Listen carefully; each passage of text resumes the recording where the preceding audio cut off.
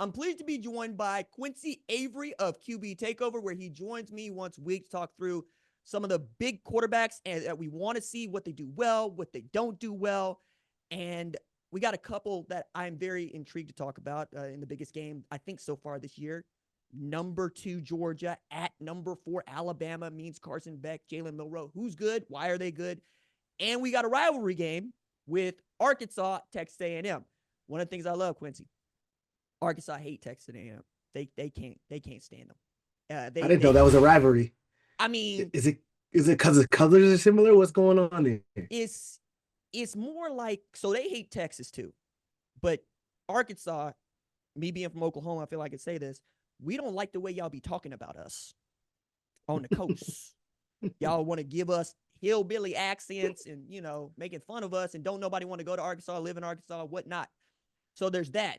And then A&M believes that they can buy almost anything, or at least that's been the personification of what they do. And yet they ain't won nothing. That's a program that ain't won a national championship since 1939 and hasn't won a conference championship since 1998. And in college football, I tell people this often, dog. Everybody understands the NFL is a business, and I'm a Cowboys fan. We down bad, and it hurts. But nothing hurt like having to go into work tomorrow to hear this Texas A&M dude's mouth. You want to be able to shut him right the hell up. So you end up hating them more than you like yourself because you just don't want to hear from him. So with that out there, let's talk about Taylen Green, and let's talk about what you see from a dude that was at Boise State for 3 years and shows up to Arkansas 6'6", with an enormous arm. Stats are 806 passing yards, 245 yards, but that don't mean much to you. What do you see? I see a quarterback who is absolutely dynamic with his legs right now. Like, he has the ability to do things that I don't think anybody else can do, like from a physical gift standpoint. And I think that you always want to say, like, all right, what is somebody's ceiling? Like, what can they provide to the game that other guys can't? And there's a whole lot that he has to offer in terms of that. Let me show you a couple clips so you can have Please. like a better idea. Let's see it together, and then you can be like, okay, this makes sense. Let's get to the play. We got 3rd and 19, right? 3rd and 19 for 95% of programs in America is like, hey, let's call a draw. Let's call a screen. Like, let's get off the field and let's not hurt ourselves, right? Because that's just what you need to do. But they're in a tie ball game. I think Coach Pittman trusts this young man a lot. He knows how gifted he is.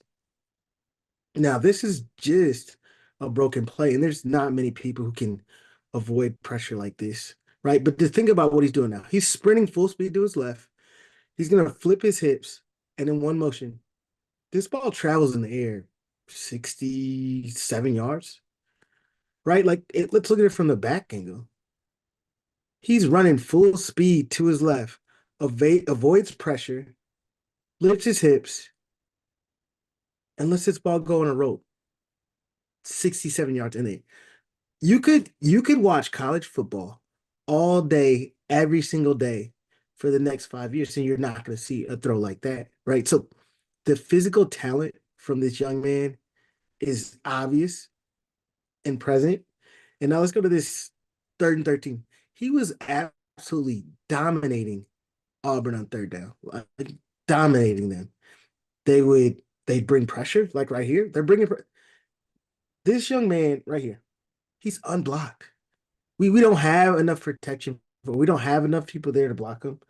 But don't worry about it, right? Don't worry about it because he's gonna make you right. Right? You play man everywhere else. I got it. I got us, guys. Like, this is a quarterback who's like, yeah, I got it. There's nothing that you can do that's gonna face him right now. Now we're in 3rd and 13. 3rd and 13. Another opportunity for Auburn to get off the sticks. They had them in 3rd and 19, 3rd and 10, 3rd and 13. They're going to bring pressure again. They're going to bring a zone pressure, right? They're going to bring this man off the edge, boom, and we're going to drop this backer here. And they feel like, hey, we're good. We're in cover 2, Tampa 2. We got everything taken care of. But you don't. Like, he extends a play. Now, this one young man, he's in purgatory. What do I do? Do I come up and do I try and tackle him? Do I stay back and try and get in my zone? No matter what he would have decided to do, this play was going to end in a 1st down, right? those are things you cannot teach. Those are things that college coaches can look for every single day. They can try and find a college quarterback who can do that. And there's very few who can. Like he's playing on another level. Like, and I don't think he's getting enough credit. He hasn't developed necessarily to play on time or in structure over and over again, but he will, right? He has a really good coaching staff. He's very, very talented, which I think that we can see on tape versus one of the more talented teams in the country. And he's the best player in the field, right? He made 3 plays that changed the game for those guys that allowed him to win the game.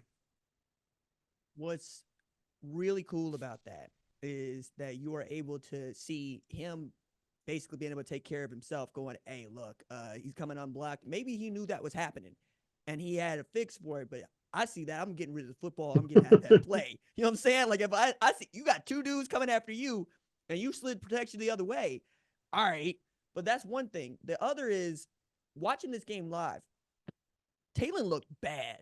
Like, he didn't look like the plays that you found of him making those sorts of athletic plays remind me a lot of the things that Lamar Jackson can do well. And the reason I said that is Bobby Petrino is the offensive coordinator at Arkansas.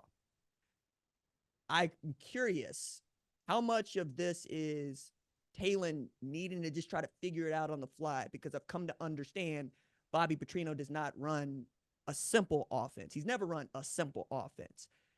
But Taylen has not been always sure about what he should be doing. So much so that he was throwing incompletions throughout this game. And they went to running the football. It turns out they could just run on people because that's actually the strength of the offense. When he gets to where he could stretch it, they're going to be something like lethal. He seems to still be kind of figuring out what he can and can't do over there. No, what you said, I think is obvious. Like when you watch the tape, he and that's what I'm saying. Like he's figuring out how to play on rhythm. He's figuring out how to play on structure because Bobby Petrino runs a very pro style offense. Like it requires you to have an understanding of what the defense is doing, having an understanding of your playing on offense, being able to work through those progressions there in order to be successful. So he's going to continue to challenge. He should continue to challenge Taylen to be a better quarterback to play in structure because when you have a talent like that, like that's a Sunday player, right? He has the ability to play on Sundays, and you need to challenge him to do those things because he can also make this Arkansas football team really, really good, really special, and compete in the SEC. And I don't think a lot of teams can say that.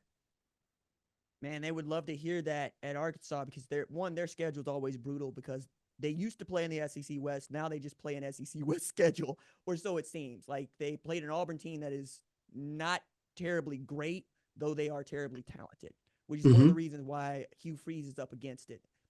You got to do something with what you have. And they got a quarterback problem themselves. They can't seem to figure out whether or not it's Hank Brown or Peyton Thorne. Either way, they be throwing the football to the other team. And that is the one thing you cannot do if you're playing quarterback.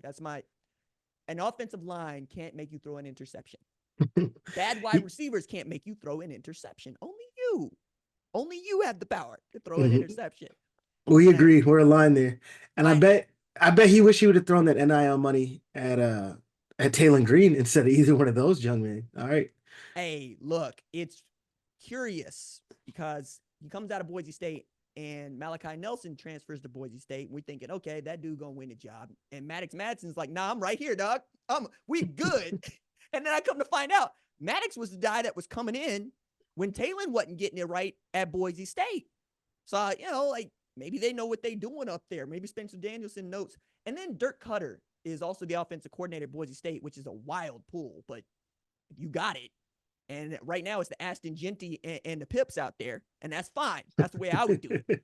But, I mean, where the NIL money is going and who it is going to is going to be just such a big talking point because quarterback is such an important position.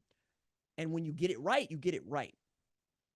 But it sometimes takes, as Nick Saban would say, time for the cake to bake.